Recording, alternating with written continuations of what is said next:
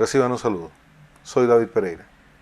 Este es un disclaimer o liberación de responsabilidades donde quiero aclarar que ni yo ni mi compañía podemos hacernos responsables en el caso de que alguien decida utilizar el conocimiento brindado con fines delictivos o con los objetivos de cometer un cibercrimen. Nuestro objetivo es difundir el conocimiento de una manera libre, amena, entretenida.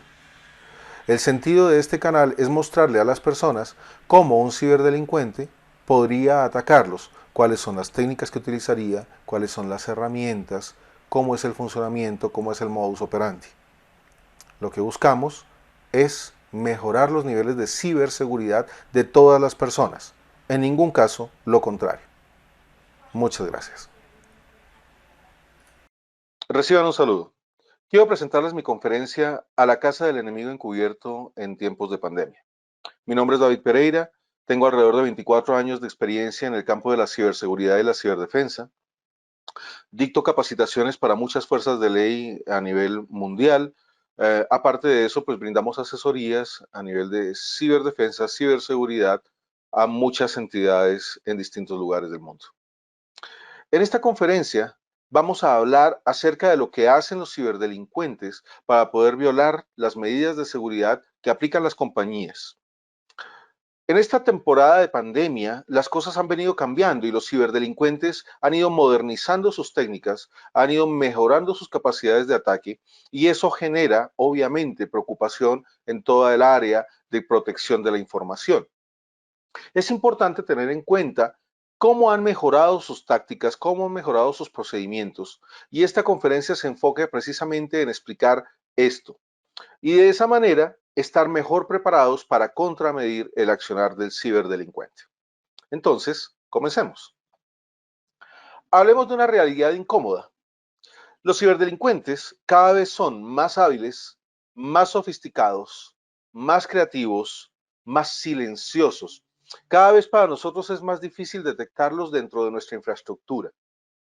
Cada vez vemos en las noticias nuevas brechas, robos de información, filtraciones que se han venido dando a lo largo del tiempo. No es algo que el delincuente logre el día de hoy y se detecte mañana. Desafortunadamente no es así. Normalmente los delincuentes logran infiltrarse y cuando su objetivo es robar información, lo logran hacer por mucho tiempo y es difícil detectarlos en el corto plazo. ¿Por qué? Porque normalmente disfrazan su accionar dentro de las labores normales o dentro de la operación normal de la organización o de la compañía. Entonces, vamos a hablar sobre esas técnicas más avanzadas que utilizan los ciberdelincuentes para evadir la detección. ¿Cuáles son las técnicas que utilizan para poder permanecer silenciosos, ocultos o al acecho? Normalmente sabemos que los delincuentes utilizan el engaño, utilizan, aparte de eso, nuestra tecnología, nuestros mecanismos de contramedida en nuestra propia contra. Un caso puntual, por ejemplo, es el cifrado, donde normalmente el cifrado fue creado con el objetivo de evitar que alguien pueda ver nuestra información, evitar que las personas que no queremos que accedan a los datos lo puedan hacer. Por eso los ciframos, o para utilizar la palabra más conocida, encriptamos, pero no es la palabra correcta. La palabra correcta es cifrar. Entonces, por eso, por ejemplo, utilizamos el HTTPS en los sitios web, utilizando un protocolo que se llama SSL. Utilizamos distintos algoritmos de cifrado, tipo triple Ds, AES, probablemente ustedes conozcan algunos de ellos. Entonces, ¿qué hacen los delincuentes? Cifran sus comunicaciones, cifran los protocolos que utilizan para normalmente atacarnos o para robarnos la información. Y eso dificulta muchísimo la labor del defensor, porque obviamente no entiende lo que está traficando a través de la red o no entiende el contenido de un archivo. Los ciberdelincuentes, por ejemplo, utilizan el cifrado para proteger su malware de nuestras herramientas anti-malware o nuestras herramientas de detección. Entonces, pues como siempre, utilizan nuestras propias herramientas, nuestras propias técnicas de defensa en nuestra contra. Hablemos un poco de su modus operandi. Hay muchas técnicas que utilizan los ciberdelincuentes. Son tantas que obviamente en un espacio limitado de tiempo como es este, no podemos explicarlas todas, pero vamos a explicar algunas de las más interesantes y de las más preocupantes, por ende, porque precisamente son poco conocidas o es muy difícil detectarlas. Entonces, comencemos hablando de la tecnología. Muchas veces los ciberdelincuentes están en capacidad de atacar la cadena de suministro de la tecnología que compramos. Entonces, ¿qué ocurre? Ustedes compran una tecnología que ya viene comprometida. Por ejemplo, una cámara web que ya viene con un chip espía embebido y que por el solo hecho de ya traer este tipo de tecnologías inmersas, pues simple y llanamente con el utilizar la cámara, ya alguien en algún lugar del mundo podría estar viendo las imágenes que ustedes también están viendo, pero ustedes jamás lo sabrían, no se enterarían, a menos que coloquen técnicas o tecnologías que permitan rastrear todo el tráfico saliente del dispositivo. Pero ¿cuántos de nosotros hacemos esto? Normalmente estas tecnologías son de instalar y usar. Entonces, no es algo que nosotros hagamos normalmente el monitorear el tráfico que sale de nuestros dispositivos o el tráfico que estamos enviando con periodicidad a algún lugar. Tengan en cuenta que los delincuentes utilizan mecanismos de alta latencia, es decir, no es que de pronto estén enviando las imágenes en tiempo real, para seguir con el ejemplo de la cámara, sino que de pronto capturan ciertos fotogramas y cada 5, 10, 15, media hora las envían a algún lugar en el mundo para que el espía vea lo que está sucediendo, así sea fuera de línea. Entonces, puede pasar que recibimos tecnología que ya viene comprometida de muchas maneras, ya sea en software o en hardware. En software, con el sistema operativo o las aplicaciones que vienen instaladas en las herramientas o en los dispositivos, o directamente con un chip, por ejemplo, como en un caso que vamos a ver en un par de diapositivas. Un caso interesante fue el caso del NotPetya, que fue un malware muy preocupante con el cual tuvimos que lidiar en el año 2017, donde se creó de hecho una nueva categoría de malware, un malware que no conocíamos antes o que no habíamos categorizado.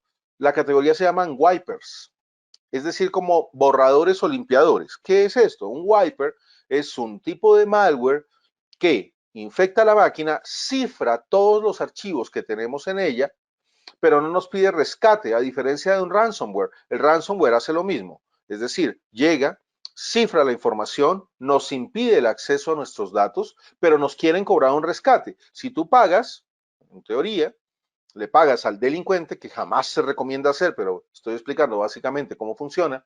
Si le pagas al delincuente, en teoría, vas a poder recibir de nuevo o obtener de nuevo tu información original. En los wipers, como el caso del NotPetya, no. Nadie quiere tu dinero, solamente quieren dañarte, solamente quieren borrar tus datos, evitar que tengas acceso a ellos y colapsar tu infraestructura, colapsar tu información, sacarte de un mercado, ¿verdad? Porque imagínense por un momento en sus empresas que ustedes perdieran el acceso a toda su información. No hablo simplemente de pronto del software contable o de pronto de el área de marketing, no, hablo de toda su información y que no tuvieran acceso a ella. ¿Cuántos de nosotros podríamos sobrevivir a un ataque a esa escala? Es una pregunta que deberíamos hacernos. ¿Y por qué es importante hacerse esa pregunta? Porque eso también nos permite pensar qué tengo que hacer para contramedir que esto ocurra. Si esto me llegara a pasar a mí, ¿qué debo hacer para evitarlo? Para que, aunque me pase esto, yo pueda continuar operando sin mayor inconveniente o por lo menos en el corto plazo. Tenemos otro caso mucho más preocupante. En esta diapositiva vemos el tamaño de un chip que China ha estado utilizando en distintas tecnologías como espía. Entonces ya, como les comentaba, ustedes compran una tecnología, una cámara, un switch, un dispositivo de comunicación, un teléfono y ya traen embebido en hardware de manera casi que indetectable una herramienta de espionaje que le permitiría a un tercero recibir toda la información que ustedes tienen en sus dispositivos o que sus dispositivos están recibiendo, si es una cámara, por ejemplo, o toda la información que circula en un dispositivo, si es un celular o un switch de comunicaciones, un access point, un dispositivo inalámbrico, de red inalámbrica. Y esto fue un escándalo terrible. Y miren el tamaño del chip.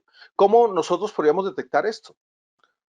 Aún desarmando el dispositivo y haciendo ingeniería reversa, que en muchos casos lo hacemos, es casi imposible saber el funcionamiento de cada uno de los chips contenidos dentro de un dispositivo, a menos que seas el fabricante. Entonces, esto es algo terriblemente difícil de contramedir y supremamente preocupante. Ahora la pregunta es, ¿de qué país viene la mayoría de tecnología que utilizamos? Lo sabemos, lo tenemos muy claro, ¿verdad? Por ende, pues no sabemos realmente ¿Qué está inmerso dentro de esas tecnologías? No tenemos idea, no lo sabes. Por eso es tan importante el que antes de implementar una tecnología, hagamos un nivel de revisión de esas tecnologías, un nivel de análisis, por lo menos un nivel de análisis mínimo básico para saber, por ejemplo, si este dispositivo al conectarlo a la red comienza a conectarse o a enviar información a algún lado. Porque una constante es que normalmente estos chips tienen como objetivo espiar, espionaje. Entonces, de alguna manera, la información tiene que llegarle al espía. Entonces podríamos tratar de monitorear qué es lo que está saliendo desde el dispositivo hacia algún servidor en el mundo, a algún lugar en el mundo a través de Internet. Es algo totalmente recomendable que deberíamos hacer antes de implementar una tecnología. Ahora, tengan en cuenta que las mismas personas se encargan de que las espíen. Probablemente ustedes han visto lo que está ocurriendo con TikTok. Lo que se descubrió, que ya sabíamos realmente, pero lo que se descubrió y a lo que se le está haciendo ruido ahora, es que TikTok toma toda la información de tu celular, incluso el portapapeles. Si ustedes, por ejemplo, hubieran copiado una clave de una cuenta bancaria o de una cuenta de correo electrónico, etcétera, en el portapapeles del celular, por ejemplo, eso el TikTok lo puede tomar y enviárselo a algún lugar en el mundo, no voy a decir de nuevo países. Entonces, las mismas personas se encargan de que las espíen. Cuando ustedes instalan aplicaciones, ¿quién de ustedes lee la letra menuda? ¿Quién lee esa letra Arial 4 que tienen 80 páginas en el acuerdo de servicio y que en algún lugar dice que toda tu información le puede llegar a alguien y que tu información ya no te pertenece y que alguien puede estar viendo tus datos, pero nadie lee esto, tú simplemente aceptas a ciegas y confías, decides confiar. Como siempre en mis conferencias, el sentido no es que nos volvamos unos ermitaños tecnológicos, ¿no? Pero sí, el sentido o el llamado es a utilizar la tecnología de una manera responsable y tomar decisiones con conocimiento o decisiones informadas, ¿verdad? Y que conozcas el nivel del riesgo.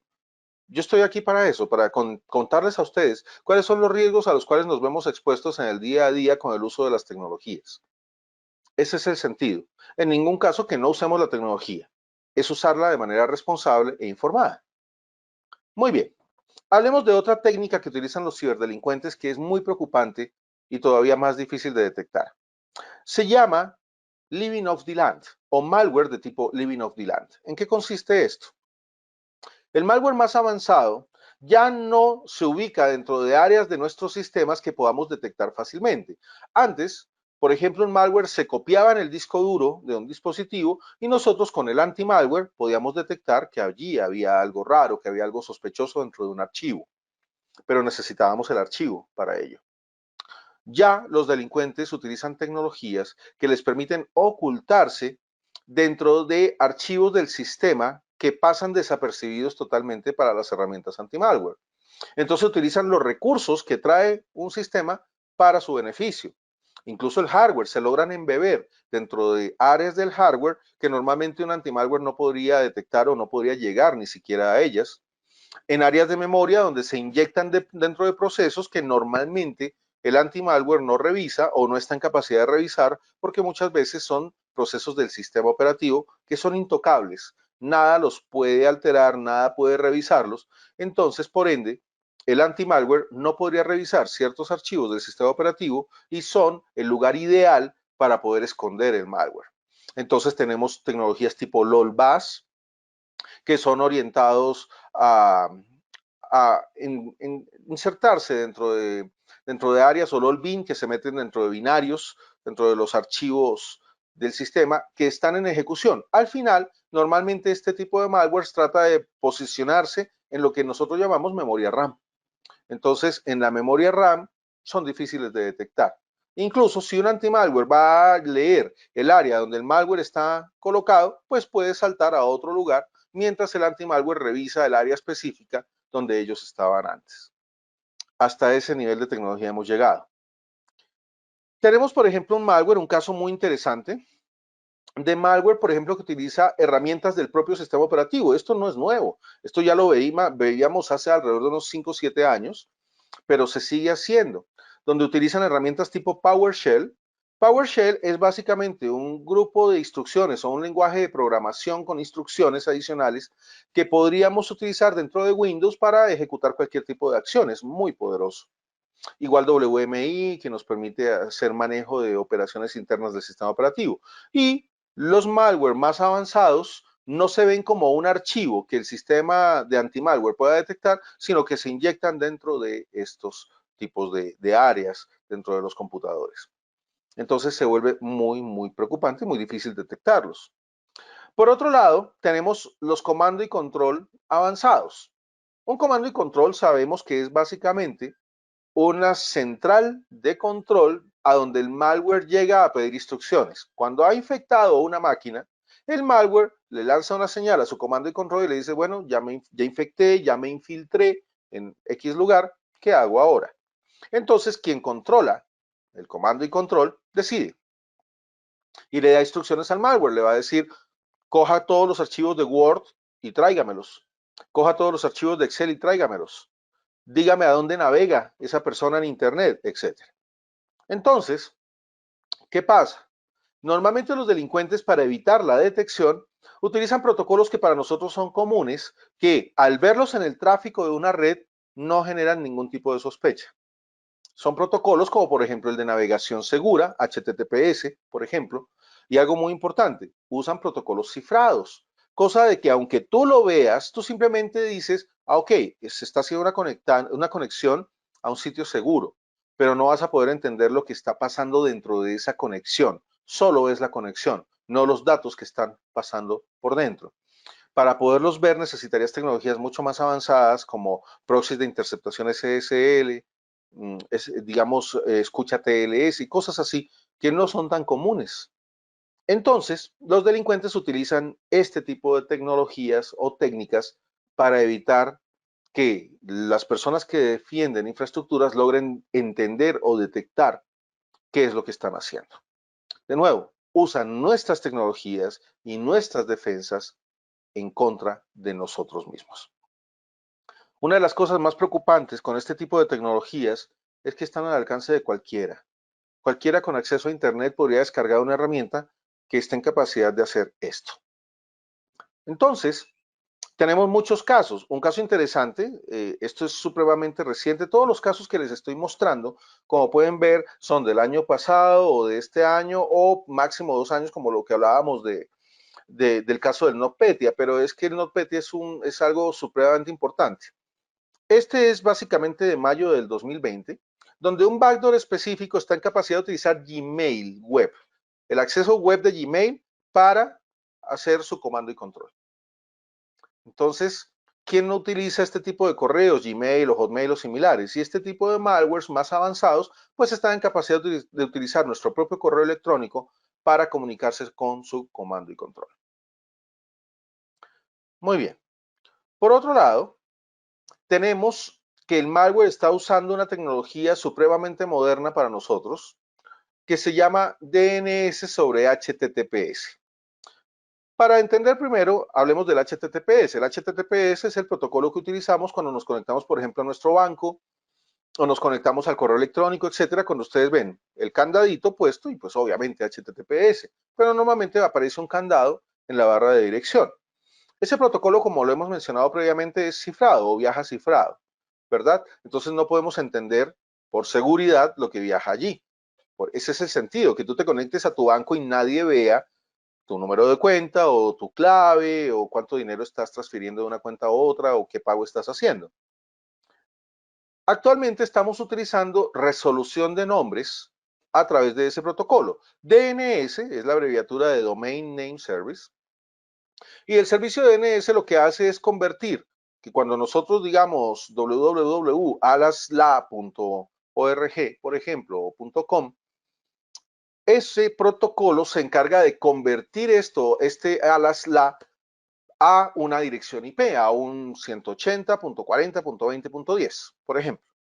Igual cuando digitas google.com, entonces ese protocolo convierte ese google.com a 30.20.4.8.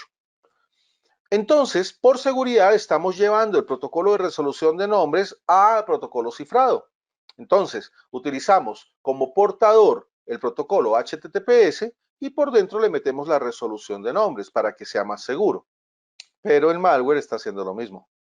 El malware está utilizando la resolución de DNS sobre HTTPS para operar de una manera más oculta o más subrepticia o más furtiva. De nuevo, el ciberdelincuente utilizando nuestras herramientas, nuestras contramedidas en nuestra contra. Entonces vemos casos, por ejemplo, aquí puedes verlo, este es de 2019, ¿verdad? El año pasado, donde vimos el primer malware. Imagínense ahora que estamos en julio del 2020. Imagínense todo lo que han avanzado los ciberdelincuentes. El primer virus que vimos que utilizaba DNS sobre HTTPS fue el año pasado, hace un año. Imagínense ahora todos los malware que están utilizando la misma tecnología. Y es algo que estamos viendo actualmente en los mecanismos de detección. Entonces, ¿qué ocurre? Con lo que les he mostrado, probablemente ya ustedes estarán de acuerdo conmigo en que los esquemas que venimos usando no son efectivos 100%. No lo son, está demostradísimo, está muy claro. Uno de los esquemas que normalmente utilizamos se llama defensa en profundidad. ¿Cómo funciona este tema de la defensa en profundidad? Básicamente lo que haces es ir colocando capas de protección en cada una de tus áreas de tu infraestructura tecnológica con el objetivo de que si el ciberdelincuente va abriéndose paso a través de cada una de ellas, pues cada capa lo vaya frenando más y más y más y más. Pero al final del ejercicio es cuestión de tiempo para el delincuente. Otro problema con la defensa en profundidad es que normalmente cuando se aplica se piensa en que el delincuente está afuera y que el delincuente estando afuera tiene que ir tratando de entrar capa por capa por capa por capa. Pero ¿qué pasa si el atacante ya está adentro y ya está debajo de 5 o 6 capas de protección que no tuvo que sobrepasar porque ya está al interior? Entonces este esquema de defensa a profundidad está totalmente obsoleto. De hecho, es lo mismo que usábamos hace 2000, 3000 años con las murallas de 5 metros de ancho y el foso con el puente levadizo para que nada más el que le bajáramos el puente levadizo entrara, que es nuestro firewall. Al final el puente levadizo es el firewall y el foso pues es toda la protección que hacemos, etcétera. Pero como les comento, esto no funciona. Está clarísimo que no funciona. Y tan no funciona que, a ver, por ejemplo, aquí pueden ver que una página del gobierno norteamericano este año, muy recientemente, esto pasó acá no alcanzó a verlo, permítanme un segundo, enero de este año, modificaron la página web de un sitio norteamericano donde pusieron la imagen del presidente Trump siendo golpeado por Irán. A ver, le ocurre al gobierno norteamericano, que es un gobierno supremamente preocupado por la ciberseguridad. Ustedes lo saben, lo hemos visto, vemos noticias. Es un gobierno muy orientado a proteger su información, desde siempre. Tienen más experiencia que todos los países de Latinoamérica juntos en el campo de la ciberseguridad. Ellos fueron de los primeros que comenzaron a preocuparse por este campo, de los primeros en recibir ataques, de los primeros en comenzar a generar contramedidas hace muchísimos años. Y a ellos les ocurre esto. ¿Qué se deja para nosotros? Entonces, es algo supremamente preocupante. Aquí podemos ver Australia. Esto pasó hace alrededor de un mes, 19 de junio de 2020. Todo el país recibió un ataque a gran escala, un ciberataque a gran escala, un ataque organizado, muy bien organizado, a gran escala, a un país completo. Entonces estamos hablando de ataques a una escala mucho mayor. Ya no estamos hablando simplemente de que me van a robar la información de mi celular o que van a impedir que alguien acceda a mi sitio web. No, estamos hablando de países completos. Entonces, esto es importante y hay que prestarle atención al tema de la ciberseguridad, porque es un problema a nivel mundial, está claro. Lo que le ocurrió a Honda, esto ocurrió el 10 de junio del 2020, hace menos de un mes. Paralizaron la producción mundial de Honda. Y estamos hablando de una empresa mundial con recursos para invertir a nivel de tecnología. No estamos hablando de una empresa de 10 empleados que tengan un presupuesto limitado, etcétera, no. Estamos hablando de empresas multinacionales que tienen operación casi que en todo el mundo, o por lo menos venden en todo el mundo. Y les paralizaron la producción. Ahora la pregunta que les hago es, ¿cuántas personas ustedes creen que se necesitaban para esto? Puede ser una sola, pueden ser dos, tres, cuatro, pero en ningún caso un número de personas igual al número de empleados de Honda, jamás. De pronto un ataque organizado por 5, 10, 20 personas. digamos 50. Aún así, 50 contra cuántos miles o cientos de miles de trabajadores. Entonces, ¿qué ocurre? Vemos que lo que estamos haciendo no está funcionando. Si funcionara no tendríamos estas noticias. ¿Están de acuerdo? Entonces, ¿qué pasa? Necesitamos hacer un cambio. Algo tiene que cambiar. Y estamos viendo que los delincuentes cambian y cambian para mejorar, desafortunadamente. Cada vez sus ataques son mejores, más efectivos, más precisos, más quirúrgicos, más indetectables. Y esta definición me encanta, me parece muy buena y la utilizo mucho con mi equipo de trabajo. La locura es hacer siempre lo mismo una y otra vez, esperando resultados distintos. Y eso es lo que estamos haciendo en ciberseguridad. Hacemos siempre lo mismo. Ponemos el anti-malware, ponemos un firewall, ponemos alguno que otro dispositivo de detección y esperamos y confiamos, si son católicos de pronto echándose la bendición o encomendándose al Dios de la religión correspondiente, de que todo funcione bien. Y tenemos una falsa sensación de seguridad habiendo montado tecnologías. Las empresas tristemente piensan de que porque invirtieron 10, 20, 100 mil, 200 mil dólares en firewalls, en IDS, IPS, ya con esto van a quedar seguros. Y está bien claro que no. Y si quieren, simplemente miren las noticias que les acabo de mostrar o hagan una búsqueda en Google y verán que no es así. Entonces, ¿qué ocurre? ¿Qué tenemos que hacer? Un cambio en el paradigma. Así de simple. Un cambio en el paradigma. Sabemos que la defensa en profundidad no funciona. ¿Qué hay que hacer? Asumamos la brecha. ¿En qué consiste esto? Es sencillo. Asume, primero que todo, que ya tu organización o tu información está comprometida y actúa bajo esa premisa de que ya alguien está al interior de nuestra organización. Y es que ahora les pregunto a ustedes, ¿me podría alguno garantizar o asegurar que no tienen a nadie infiltrado en su organización? ¿Que nadie los está espiando? ¿Que no hay un malware recorriendo sus máquinas o sus redes? ¿Que nadie está robándoles datos? ¿Podría alguno de ustedes garantizarme y decirme en este momento, estoy totalmente seguro de que ninguna de mis máquinas está infiltrada por nadie? Nosotros somos una compañía de ciberseguridad y no puedo garantizar eso tampoco. No lo puedo hacer. Y somos tremendamente paranoicos. Implementamos mecanismos como asumir la brecha. Tenemos todos los mecanismos de seguridad que conocemos a nuestra disposición e implementados. Y aún así yo no puedo tener la certeza hoy de que nadie nos esté espiando. No la puedo tener. Entonces debemos cambiar el paradigma asumiendo que hay una brecha en nuestra organización, de que ya alguien nos infiltró. ¿Verdad? Y pensar de esa manera y comenzar a defendernos desde el interior, pensando en que no estamos seguros, que esa es la principal falencia. Siempre pensamos y partimos de la base de que estamos seguros y vamos a poner más barreras de protección para seguir seguros. ¿Y si ya estás comprometido? ¿Verdad? Entonces, ahora la pregunta es, ok, vale, perfecto. Ya me convenciste de que hay que cambiar el paradigma. ¿Cómo? ¿Qué hago? Aquí viene. Lo primero, usar las tácticas del adversario en su contra. Los adversarios normalmente tratan de engañarnos, siempre. Una de las formas más efectivas para el delincuente es utilizar la ingeniería social, el engañar a las personas orgánicas de una compañía para que descarguen un archivo y lo ejecuten, o para que tomen una memoria abandonada y la conecten a una máquina, para que abran un correo electrónico y hagan clic sobre un enlace o visiten un sitio web específico, para que a través de una llamada telefónica entreguen información que no deberían. Engaño. Entonces nosotros deberíamos utilizar tecnologías deceptivas, ese es el nombre técnico, deception o deceptive technologies, en contra del delincuente, tecnologías engañosas, engañar al delincuente. ¿Cómo? Por ejemplo, con herramientas tipo honeypot. ¿Qué es una honeypot? Una honeypot o un honeypot es una máquina, un servidor o una estación de trabajo que aparenta ser vulnerable. Ante un ataque, muestra que tiene distintos mecanismos por medio de los cuales se puede atacar y que el delincuente podría tomar control de ella. Pero en la realidad es un dispositivo monitoreado por el área de tecnología o el área de seguridad de la información, esperando a que alguien lo ataque, viendo cómo el atacante actúa, cuál es su modus operandi, qué técnicas usa, qué tácticas utiliza, qué tecnologías usa. Y se monitorea todo el ataque. De esa manera comienzas a entender a tu adversario. Es una de las mejores tecnologías y tristemente poco implementada. Esto no es nuevo.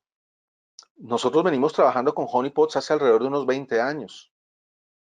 No es nuevo. Simplemente que no son tecnologías que las empresas implementen porque siempre se piensa, ¿para qué voy a poner una máquina disponible ahí que podría usar para una base de datos o para un servidor web simplemente para que la ataquen? Y la respuesta es, porque es necesario. Porque tú no sabes si alguien ya te está atacando. Y con un honeypot tienes un sensor para saber si alguien está haciendo algo fuera de lo normal. Por otro lado, las honeynets, que como habrán entendido, estoy seguro de que ya lo pensaron, son grupos, redes de honeypots. Distintas máquinas aparentemente débiles o vulnerables para que un delincuente llegue y comience a trabajar con ellas. Y de esa manera nosotros vamos a poder detectarlo y vamos a poder entender su accionar, vamos a poder ver qué herramientas usa y detectar de una forma, ojalá temprana, el ataque. Por lo menos detectarlo, saber que estás bajo ataque. Porque de nuevo, una de las peores sensaciones en el mundo de la ciberseguridad es la falsa sensación de seguridad. Esa falsa sensación de que tú te acuestas a dormir tranquilo pensando de que tu red o tu información, que es lo más importante, está segura. Y esto es muy grave. El acostarnos con esa falsa sensación de seguridad porque nos gastamos 500,000 o $1,000,000 de presupuesto en tecnologías de defensa. Lo que nosotros comúnmente, coloquialmente llamamos fierros.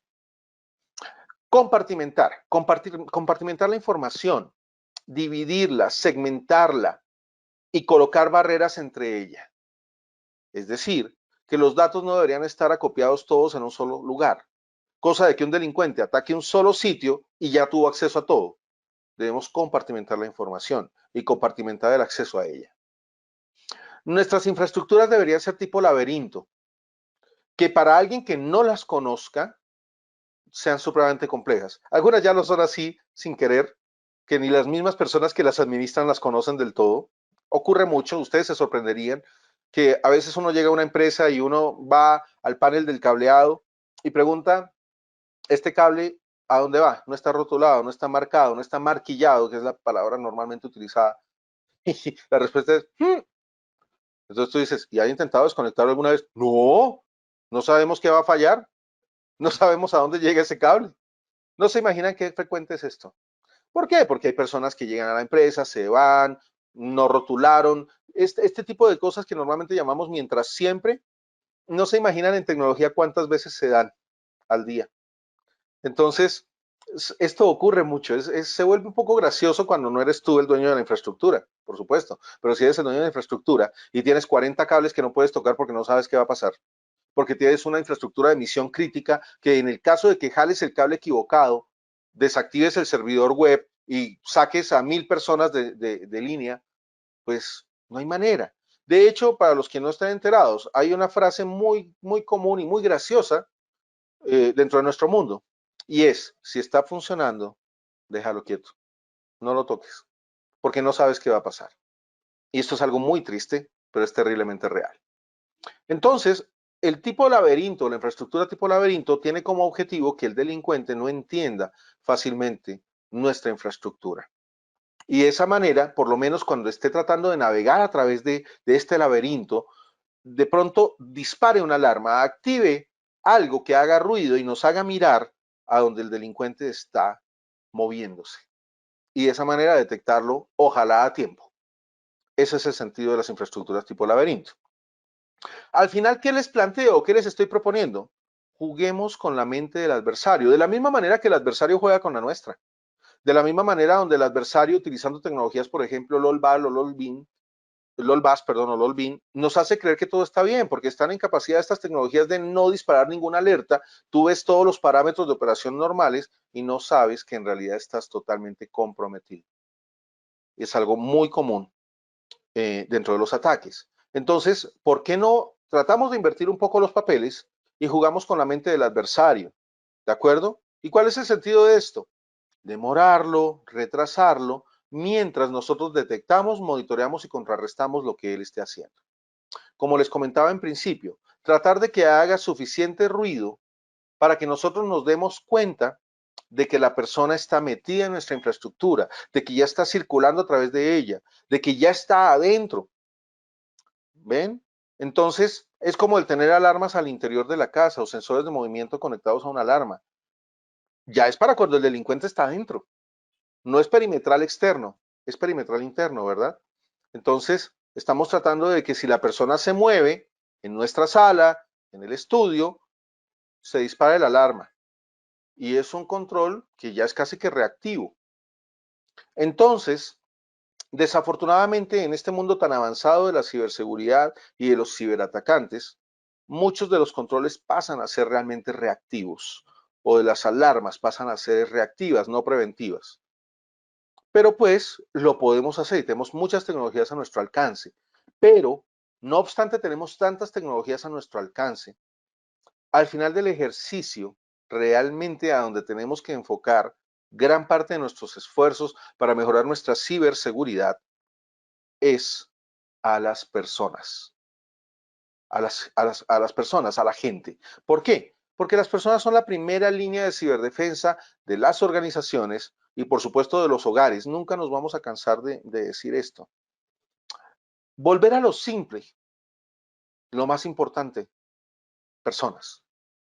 Porque son las personas las que interactúan con la tecnología. Son las personas las que interactúan con la información, con los datos, con el activo más preciado de cada compañía, su información. Entonces, si tenemos personas conscientes, capacitadas, alerta, con el sentido de alerta activado, ¿no? Lo que normalmente las fuerzas especiales llaman conciencia situacional. En nuestras fuerzas militares le llamamos alerta mental. De hecho, hay una frase que cuando normalmente tú gritas alerta mental y la respuesta es la novia del paracaidista. La alerta mental. El estar alertas ante un grupo casi que infinito de potenciales adversarios, de potenciales atacantes, que ni siquiera de pronto los tomen a ustedes como un objetivo militar definido. No es que de pronto ustedes hayan sido el blanco específico de un ciberdelincuente. No, es posible simple y llanamente que un ciberdelincuente detectó que una máquina que ustedes tienen es vulnerable y decidió explorar. Decidió infiltrarse y ver qué podía tomar de allí, qué podía robar, qué podía hacer. Muchas veces ni siquiera eres tú el objetivo del ataque. Simplemente tus máquinas tenían una vulnerabilidad y un ciberdelincuente decidió aprovecharla. Entonces, si las personas tienen ese nivel de alerta, ese nivel de conciencia acerca de lo que puede ocurrir, los niveles de ciberseguridad de las entidades van a incrementarse de una manera exponencial. Porque está comprobado que la mayoría de ciberdelincuentes, cuando quieren infiltrarse dentro de una organización, normalmente lo que van a hacer es comenzar a través de las personas, con un correo electrónico, una llamada, un dispositivo abandonado, una USB, etcétera. Engañar a las personas. Es más fácil que pasar a través de toda la tecnología de defensa y de seguridad que normalmente tenemos implementada. Entonces, de nuevo, la recomendación es volver a lo simple, volver a las personas, capacitación, concientización. Las personas son la primera línea de ciberdefensa de las empresas, pero también de sus hogares. Recuerden que todos los mecanismos, técnicas, etcétera, que ustedes puedan implementar en sus empresas, pues de la misma manera podrían concientizar a su hogar, a sus esposas, a sus esposos y principalmente a sus niños, a los menores, que son una gran cantidad de víctimas dentro de todo este espacio o todo este mundo de la tecnología, porque no se sabe quién puede ser un ciberdepredador. Entonces, para un niño la interacción con la tecnología es algo natural, el entregar información a través de redes sociales es algo natural y está en nosotros, como padres o como adultos responsables, el concientizarlos acerca de los riesgos. Muy bien, este era el tema que quería tratar con ustedes. Espero que les haya parecido interesante, que ojalá logre despertar algo en sus mentes y que de pronto vean si pueden mejorar algo en lo que ya vienen haciendo o si de pronto confirman que lo que ya vienen haciendo está bien o si pueden implementar algo nuevo que mejore sus niveles de ciberseguridad. Muchísimas gracias por su atención y espero verlos pronto.